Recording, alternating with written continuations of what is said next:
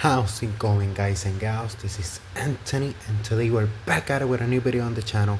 And it's been almost a month since I uploaded a video until this week, and I'm gonna explain why. Something happened to my arm. I was lifting. I was. Oh, before the arm, I had food poisoning 3 weeks ago, and the food poisoning got so bad that I fell into dehydration. And during that dehydration process in the hospital, the nurse blew the vein in my arm. So essentially, I had this big lump of blood on my arm because of the dehydration. I'm not blaming the nurse. That is something that normally happens, okay? So before people in the comments are like, malpractice, no, that can happen, okay? Malpractice will be a life or death situation. You know what I mean?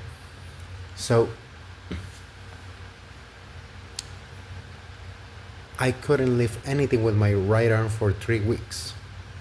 And today are 3 weeks, which coincidentally is Elimination Chamber, and I haven't done the review for the Royal Rumble, so I'm gonna do a 2-for-1 in here. I'm gonna review the Rumble. I'm gonna do like a highlight review of the show with my opinions of the things that I liked, sorry, and then do the predictions for the Elimination Chamber. So if you like this type of content, like, comment, share, and subscribe. So without further ado, let's jump right in.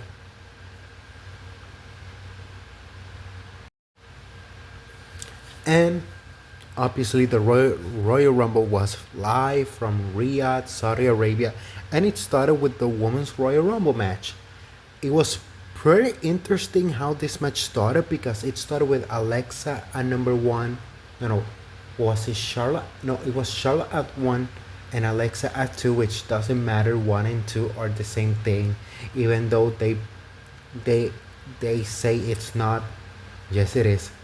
So them not touching each other and waiting for number 3 to come out was pretty interesting, because if we've seen Charlotte over the years, you know that the old Charlotte Flair would have taken advantage of that and thrown Alexa over the top rope, which was a pretty interesting dynamic, which makes me think that when this thing blows up after Elimination Chamber, it's gonna be Alexa the one that goes heel, and Charlotte stays as a babyface. I really like the Lash Legend and Nia Jax alliance. The Bella Twins got the biggest pop of the night. Rhea and Io working together. Kairi Sane accidentally eliminating Asuka was another highlight of this match, because you knew what was gonna happen. And obviously, this last couple of weeks on television, they haven't touched that much on it, because I think they're waiting for Kairi to snap after Elimination Chamber, so they're making you wish. Although, if they were doing this good of a job on the other storylines, WrestleMania would be sold out, which is not. But we'll talk about that on the Elimination Chamber predictions. I really like how Liv eliminated Raquel, and Raquel looking at her like, what the hell did you just do? One thing that I really hated was Becky being eliminated so uneventfully by Natalia. Sorry, Natty. By Natty. Because she's not wrestling Becky at the Chamber. So it felt like, what? And I really like that they gave the spotlight to Soruka. Soruka, man, that double soul snatcher to both Liv And which was the other one that was there at the end? Damn it! You see, I did not take take notes because during that finish because I was so invested on it. At one point, I was like, "Oh, they're gonna give the Rumble to Sol Ruka," and especially after that double Soul Snatcher, I was like, "Oh my God, they're gonna give the Rumble to Sol Ruka. They're building a new star," which they did, but Liv Morgan ends up winning the Women's Royal Rumble match, and as we've seen the last couple of weeks, Liv was on both shows, and last Monday night she finally chose her opponent, which is Stephanie Baker. And those were some pretty good segments, especially when Liv called called Stephanie the S word in Spanish, and Dominic had to pay the price with a slap. Which makes me think because I've heard something. You see, the English speaking media dirt sheets are not talking about this, but I heard something. Liv is not gonna win at Mania. They're gonna do allegedly. This is what I was told. Allegedly, they're gonna make a double turn at WrestleMania, because for people that do not know, Stephanie Baker always worked as a heel in CMLL. This is, I think, one of the few, if not the first time, she's ever worked as a babyface. So Stephanie and Dominic screwing Liv out of the title could be a good storyline for after WrestleMania, especially since the IC title match appears to be Dominic versus Finn Balor, but we know that on March 15th, Dominic is losing the title. I mean, March 14th, yeah. Dominic is losing the title to Vikingo in AAA, the Mega Championship. So we need to see how they tie that match with how they built for Dominic versus Finn Balor. And it all ties to Liv Morgan's Royal Rumble win. I mean, the next match, Gunther versus AJ Styles. This was an excellent match. Words cannot describe. And when AJ's arm went limp, I was like, no, no, no, no, no. And the ref rang the bell. Gunther wins and AJ Styles retires.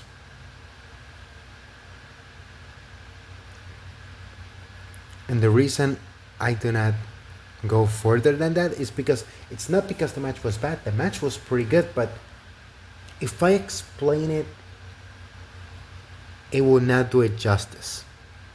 You need to go watch this match and then watch the tribute on Monday on Raw, where The Undertaker came out and announced that AJ Styles is the second inductee in the WWE Hall of Fame class of 2026.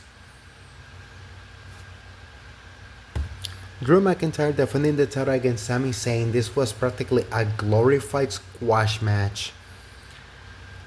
And Sami got a false finish. And 2 claymores later, Drew is still the champion.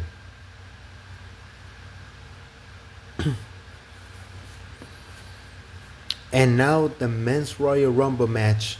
I'm gonna talk about the most important stuff here. Only I'm not gonna go one by one because it will take me 1 hour for each Rumble. But I really like Obafemi starting from number 1, Braun Breaker at number 2. At the time I was like, oh my god, Obafemi 1, Braun Breaker 2. But this was something disguised as an angle because they needed to write Braun Breaker off television because of a hernia surgery. And the masked man came out, curb stomp Braun Breaker, put him in the ring. Obafemi eliminates him.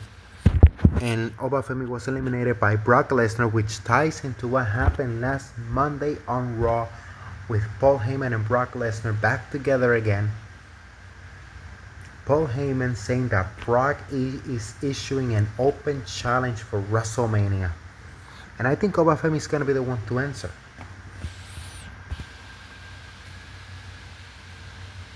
And man, the cameraman being so concentrated on Jey Uso that they missed the Brock Lesnar elimination by both Cody Rhodes and LA Knight pissed me off so much. LA Knight eliminating the division by himself practically. We had Mr. Iguana and La Parca. Drew McIntyre screwing both Jacob Fatu and Cody Rhodes out of a possible title shot at WrestleMania. And obviously, number 30, Gunther came out. Roman, Gunther, Randy Orton, and Logan Paul were the final four. Randy Orton eliminates Logan Paul after giving him an RKO. Randy gets eliminated by Gunther, and we have the last two. This is Gunther and Roman Reigns. If this was 2022, I would have been losing my mind. But it's 2026, and Gunther no longer has Louis Kaiser at his side. Oh, and something that I forgot to mention, Chad Gable came back in this Rumble with the original Grande Americano gimmick and took out Louis Kaiser's version of El Grande Americano. And it's pretty interesting what they're doing, because this is the biggest feud in AAA, but in WWE feels like an afterthought. And they're doing like the Bret Hart Stone Cold Steve Austin dynamic from 1997, where Chad Gable's Grande Americano is a babyface in the US but a heel in Mexico. Just like Stone Cold in 97 was a babyface in the US and a heel in Canada, Bret Hart was a babyface in Canada, he was a heel in the United States and the rest of the world. And Louis Kaiser's version of El Grande Americano is exactly like that, babyface in Mexico, heel in the US. So now I'm thinking, because do you do this match at WrestleMania, or do you do it at Rey de Reyes in March 14th? That's the real question here. Now back to where I was. Gunther and Roman for the first time working together in a ring, and I like what I saw. Gunther put Roman on the sleeper, but Roman got out of it and eliminated Gunther to win the Royal Rumble match. And the Monday after, choosing CM Punk. The night 2 main event of WrestleMania 42 is CM Punk defending the World Heavyweight Championship against Roman Reigns.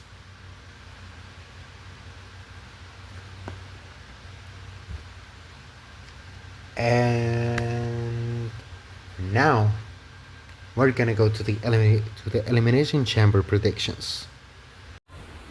And now the final stop before WrestleMania is upon us. Elimination Chamber 2026, live from Chicago, Illinois, from the United Center, for the first time since God knows when, because they always go to the Allstate Arena because it's cheaper. The fee is cheaper, but now they're on the United Center where the Chicago Bulls play. This is the final stop before WrestleMania. We got 4 matches on the card now. Let's see what I think may happen. I think they're gonna start with the ladies Elimination Chamber match. So let's see here. Who do I think? Obviously, all of these ladies qualified on triple threat matches. Raquel was the last one to qualify. Tiffany literally came back and pinned Chelsea Green to win, and she got booed out of the building. Kiana James was a really good surprise here to put in this match, but I do not think she's gonna win. I think she's on the Tiffany Stratton position that she was last year. Showcase your skills, but you're not gonna win. Alexa is in this angle that we think is gonna explode for Mania with Charlotte Flair. Rhea is one half of the women's tag team champions, and so by that logic, you would think, okay, Kiana James is not gonna win. Asuka may go against Kairi Sane on WrestleMania, so she's not gonna win. Raquel versus Jade doesn't make sense because it will be heel versus heel, and and in this instance, I thought, oh, maybe they're gonna put Jordan Grace in this match and she's gonna win because she was feuding with Jade, but now with this that's over. Alexa Bliss may go against Charlotte at Mania, so that leaves Rhea Ripley, one half of the women's tag team champions, and Tiffany Stratton.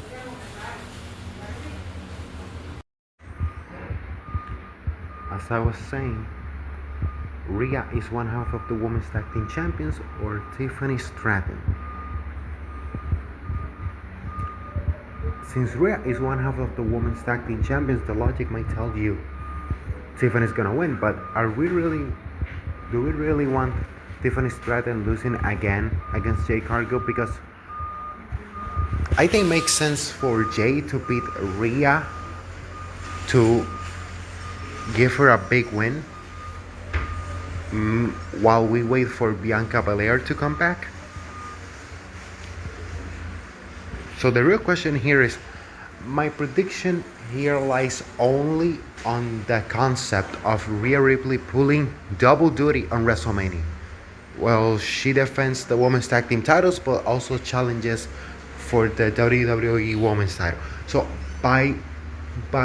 so I'm here predicting that Rhea Ripley is gonna pull double duty. So Rhea Ripley will win the Elimination Chamber match and go to challenge Jade Cargill at WrestleMania.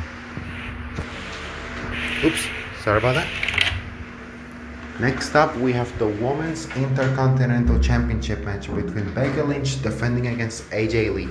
We thought this match was gonna happen at WrestleMania. We saw how AJ she made Becky tap on WrestlePalooza and Inside War Games.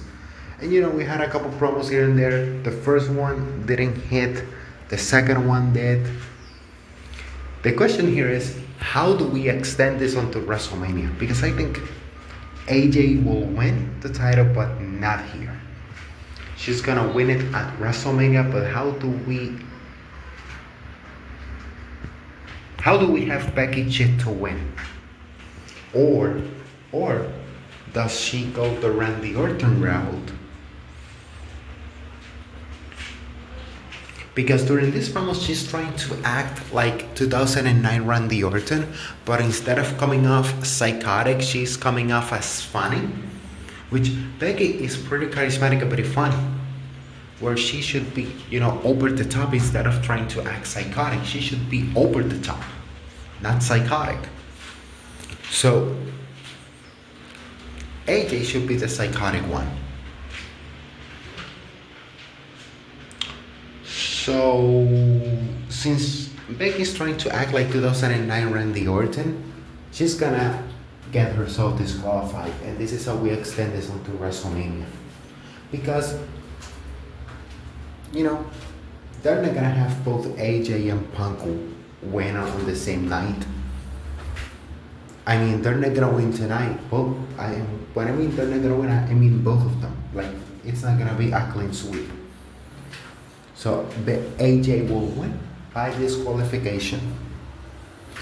Now, the World Heavyweight Championship match where CM Punk will defend against Finn Balor. Obviously, the winner will face Roman Reigns at WrestleMania. There's no chance Finn Balor's gonna win here because I think the story they're telling is that Finn maybe on Monday or in the coming. I mean, it's gonna be before March 14th. He's gonna get kicked out of the Judgment Day, and that way he's gonna cost on the AAA show Rey de Reyes, which I talked about earlier on the video. March 14th, Rey de Reyes is gonna cost Dominic the title, and that's how we get to WrestleMania 42.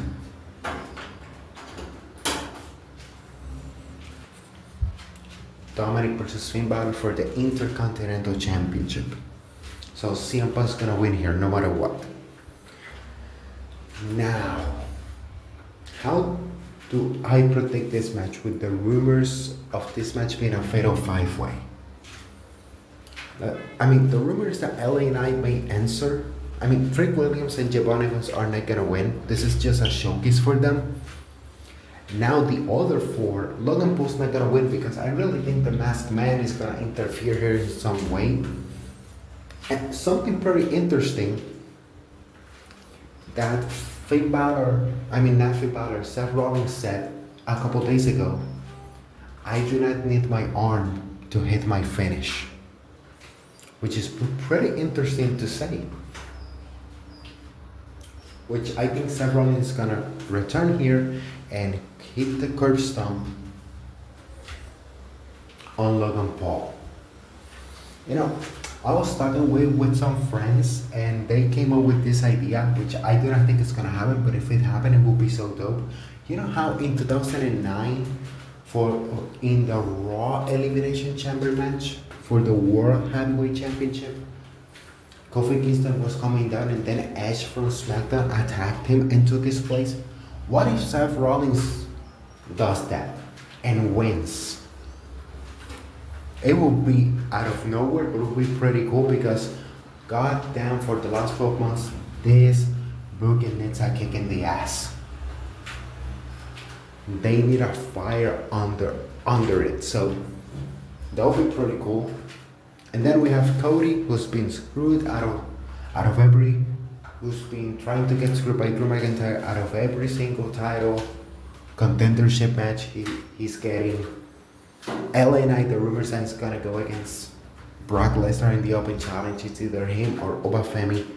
And Randy Orton, Randy Orton has been looking, whenever Cody has been champion, he's been looking at the title. So this shit has been going on for 2 years. Just pop the bubble. Have these two beat the hell out of each other and have them wrestle at WrestleMania. But the only way, if the rumors of a 5-way are true, the only way this makes sense is if Randy Orton wins the chamber. That's the only way it makes sense.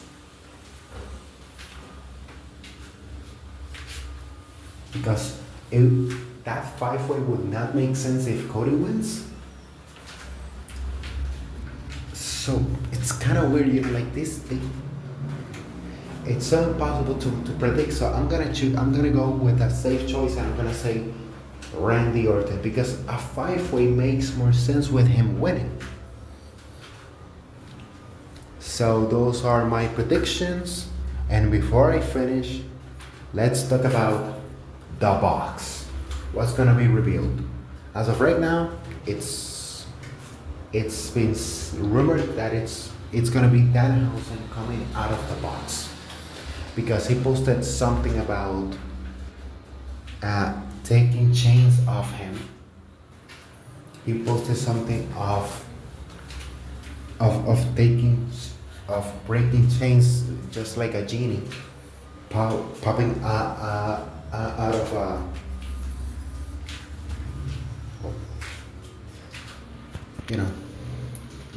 like the genie popping out. And the other one is Jericho, obviously. So, which one of the two it is? I think I'm gonna go with a safer choice and say it's Danhausen. But man, Jericho is still appearing on the AEW website, and that's the thing. So, I mean, in this one, I am pretty 50-50 because this is the road to WrestleMania. I mean, this is the last stop before WrestleMania. So you need something big, and maybe this will close out the show. I don't know. If it's Jericho, it's closing out the show. If it's Dan Housen, it's not. So, because if you guys remember, Chris Jericho debuted in WWE in Chicago in August 9th, 1999. So those are my prediction, guys. Remember, if you like this type of content, like, comment, share, and subscribe. As I always say, share these beautiful moments with your families, create beautiful memories, because life's too short, but those memories last a lifetime. As always, this is Anthony, signing off. Bye-bye.